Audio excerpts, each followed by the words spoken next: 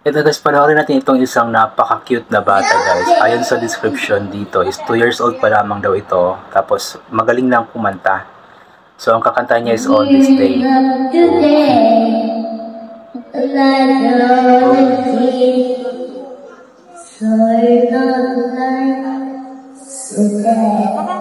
Kakagulat, imagine 2 years old, marunong nang kumanta.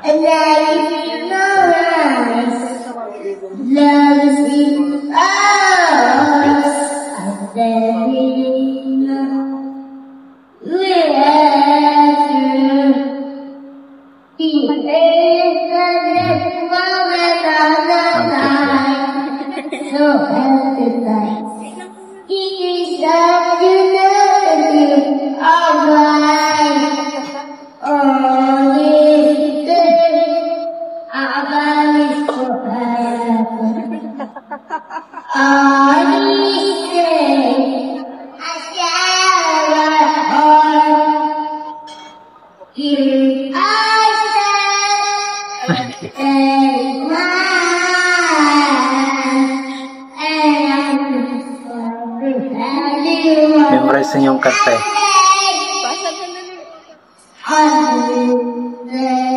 Galing. Memorize niyo yung kanta kahit na 2 years old pa lamang siya.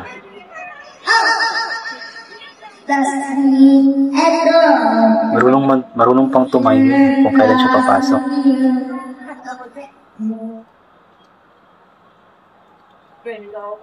Kelvin pala yung name.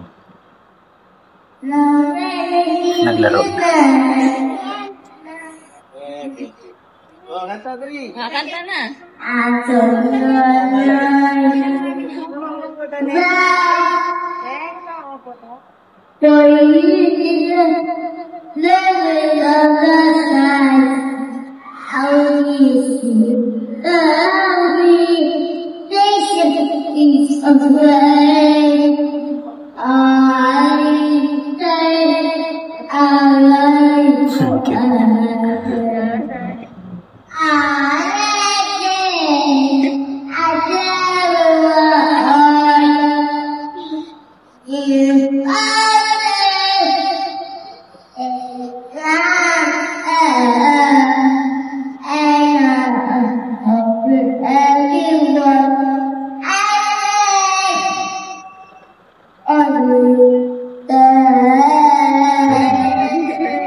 Ang cute. Ang galing niyang kumanta kahit na 2 years old pa lamang siya.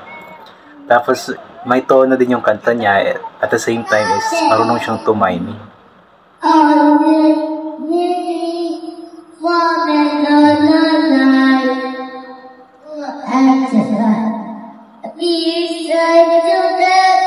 Ate, ilang taong may nag-start ng kumanta? Ano po, ngayon din. Ngayon lang? Nakahilig. Ba't ang galing kumanta? Bata na yan. Yan ay panganay mo? Padalwa po. Pangalawa.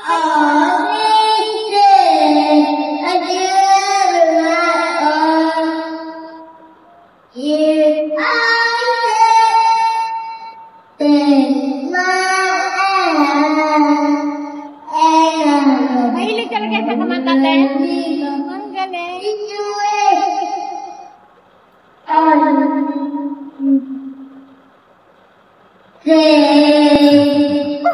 Nakakatuwa siya. Ayun nga po guys, nakakatuwa guys, isang 2 years old na batang lalaki nga po. Kumanta ng On This Day sa isang appliance center, sa isang mall siguro yun. Nakakatuwa lang guys kasi imagine 2 years old tapos marunong nang kumanta, magaling nang kumanta. Memorize na yung lyrics ng kanta, tapos may tono yung kanta niya. At marunong pang tumiming kung saan siya dapat pumasok sa kanyang pagkanta. So napakagaling. Siguro mga singers ang mga magulang nito kasi sa murang edad niya na 2 years old is ganoon na siya kagaling kumanta. And ano guys, nakakagulat lang talaga, nakakamanga kasi mostly kasi sa mga batang 2 years old pa lamang, just like my pamangkin is mga hindi pa marunong magsalita, wala pa nga alam tungkol sa pagkanta-kanta eh. Pero itong batang ito is talagang napakagaling na niya.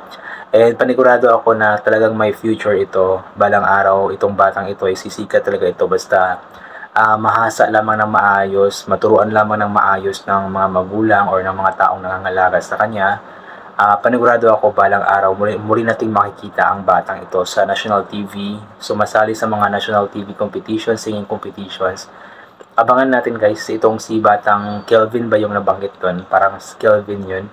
Abangan natin ito balang araw guys, mga ilang years, baka isa na ito sa sali sa The Voice Kids or sa Tawag at Tanghalan Kids, Singling Kids, ganoon.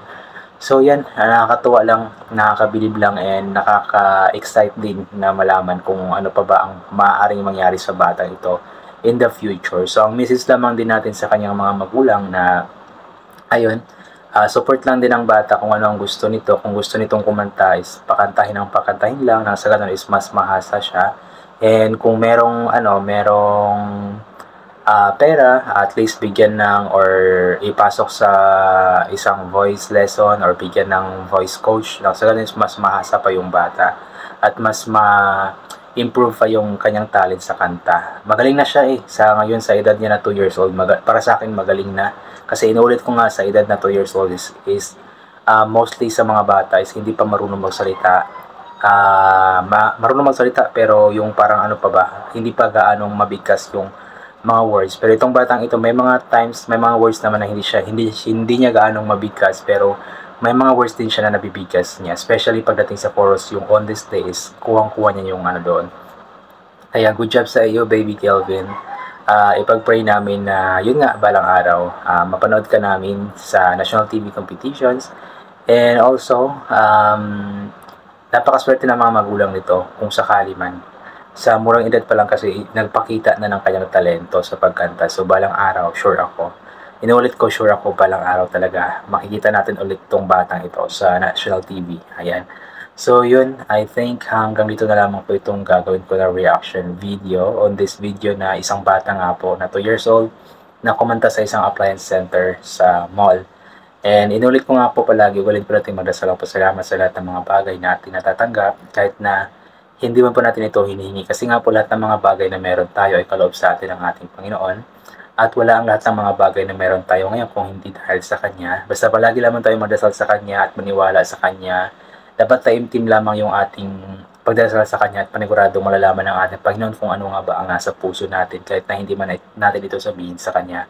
And also always take vitamin C para ma-boost po ang ating immune system. At hindi po tayo natatamaan basta-basta na kung ano mga sakit. Especially ngayon na iba-iba nga po yung panahon, yung napaka-init tapos bigla-bigla na lamang umuulan. Kaya ugaliin din natin magdala ng payong, sombrero or kapote kapag lalabas po tayo. Para kung sakali man na sobrang init ng sikat ng araw ay may pang-protection tayo, or kung sakali man na biglang umulan ay meron tayong pang-protection din sa katawan para hindi tayo mabasa. Ayan. So hanggang dito na lamang po ulit. God bless po at bye for now po.